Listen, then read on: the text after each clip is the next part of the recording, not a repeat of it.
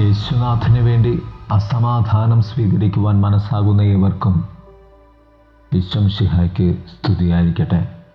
തിരുസഭാ മാതാവ് ഇന്ന് നമുക്ക് നൽകുന്ന വചനധ്യാനം മത്തായിയുടെ സുവിശേഷം 10-ാം അധ്യായം 34 മുതൽ 11-ാം അധ്യായം 1 വരെയുള്ള വാക്യങ്ങൾ. യേശുനാഥൻ തൻ്റെ ശിഷ്യന്മാരോട് പറഞ്ഞു, ഞാൻ ഭൂമിയിൽ സമാധാനം കൊണ്ടുവരാനാണ് വന്നിരിക്കുന്നത് എന്ന് നിങ്ങൾ വിചാരിക്കരുത്.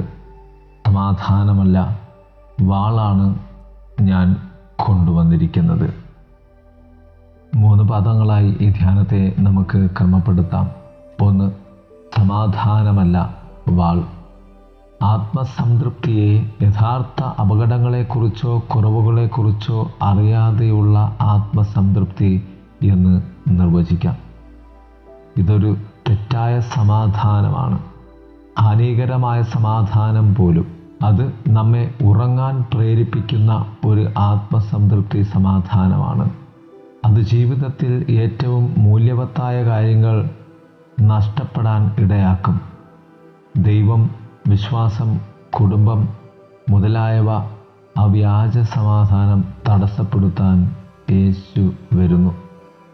നമ്മുടെ ജീവിതത്തിൻ്റെ പട്ടികകൾ യോഹന്നാൻ്റെ സുവിശേഷം 2-ാം അധ്യായം 15-ാം വാക്യം പറയുന്നത് പോലെ നമ്മുടെ തെറ്റായ സമാധാനം നമ്മെ അന്ധരാക്കിയ അപകടത്തിലേക്ക് നമ്മെ ഉണർത്താനുള്ള ശ്രമത്തിലാണ്.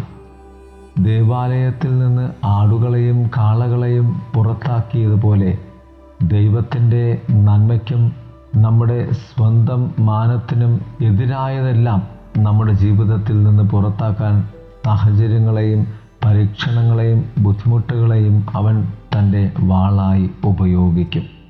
2, ദൈവമുമ്പാകെ ഒന്നുമില്ല. എന്നേക്കാൾ അധികം പിതാവിനെയോ അമ്മയെയോ സ്നേഹിക്കുന്നവൻ എനിക്ക് യോഗ്യനല്ല. ഈ വാചകത്തോടെ നമ്മുടെ കർത്താവ് ഏത് വാളാണ് ചൂണ്ടുന്നത് എന്ന് നമുക്ക് മനസ്സിലാക്കാൻ സാധിക്കുന്നു. അവൻ നമ്മെ ഭൂമിയിൽ നിന്ന് മുകളിലേക്ക് ഉയർത്താൻ ശ്രമിക്കുന്നതിനാൽ സ്വർഗത്തിൽ നിന്ന് താഴേക്ക് ആരംഭിക്കുന്ന ഒരു മാനദണ്ഡം അവൻ നമുക്ക് നൽകുന്നു. മാതാപിതാക്കളും കുട്ടികളും തമ്മിലുള്ള, പ്രത്യേകിച്ച് അമ്മയും കുഞ്ഞും തമ്മിലുള്ള ബന്ധത്തേക്കാൾ അടുത്ത് എന്ത് സ്വാഭാവിക ബന്ധമാണ് ഉള്ളത്? എങ്കിലും ഈ ബന്ധവും ദൈവത്തോടുള്ള നമ്മുടെ സ്നേഹത്തിന് കീഴ്പ്പെട്ടിരിക്കണം, അഥവാ കീഴ്വഴങ്ങിയിരിക്കണം. എന്തുകൊണ്ട്? ശരി, ദൈവത്തിൽ നിന്ന് മാത്രം ലഭിക്കുന്ന ജീവിതത്തിൻ്റെയും സന്തോഷത്തിൻ്റെയും പൂർണ്ണതയിലേക്ക് നമ്മെ കൊണ്ടുവരാൻ ഒരു ജീവിക്കും, നമ്മുടെ മാതാപിതാക്കൾക്ക് പോലും കഴിയില്ല. നാം അവനെ സ്നേഹിക്കണമെന്ന് ദൈവം ആഗ്രഹിക്കുന്നു. അവന് നമ്മുടെ സ്നേഹം ആവശ്യമുള്ളത് കൊണ്ടല്ല, മറിച്ച് നമുക്ക് അവനെ ആവശ്യമുള്ളത് കൊണ്ടാണ്. അവൻ വസ്തുനിഷ്ഠമായ യാഥാർത്ഥ്യമാണ്. നമുക്ക് സത്യം ലഭിക്കണമെങ്കിൽ ആത്മനിഷ്ഠയിൽ നിന്ന് വസ്തുനിഷ്ഠതയിലേക്ക് എപ്പോഴും നീങ്ങണം. നമ്മുടെ നിലവാരങ്ങളെ കേവലം സ്വാഭാവികവും കടന്നു പോകുന്നതും അമാനുഷികവും ശാശ്വതവുമായി പൊരുത്തപ്പെടുത്താൻ യേശു നമ്മെ ക്ഷണിക്കുന്നു. 3, ദൈവത്തോടുള്ള സ്നേഹം എല്ലാവരെയും ഉൾക്കൊള്ളുന്നില്ല.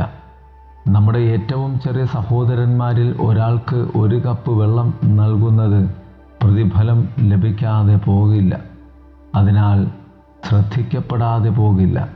മറ്റുള്ളവരെ ഒഴിവാക്കുന്ന ഒരു ദൈവസ്നേഹത്തിലേക്കല്ല താൻ നമ്മെ വിളിക്കുന്നത് എന്ന് ഈ വിധത്തിൽ യേശു നമ്മെ ഓർമ്മപ്പെടുത്തുകയാണ്.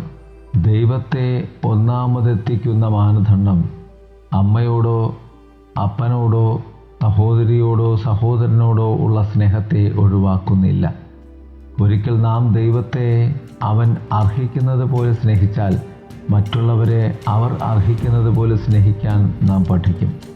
വാസ്തവത്തിൽ നാം കാണുന്ന അയൽക്കാരനെ സ്നേഹിക്കുന്നതിലൂടെ നമുക്ക് കാണാൻ കഴിയാത്ത ദൈവത്തിൻ്റെ ദർശനം നാം അർഹിക്കുന്നു.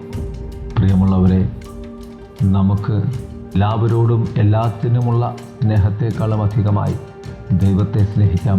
ദൈവം നമ്മെ സമൃദ്ധമായി അനുഗ്രഹിക്കട്ടെ. ആമേൻ.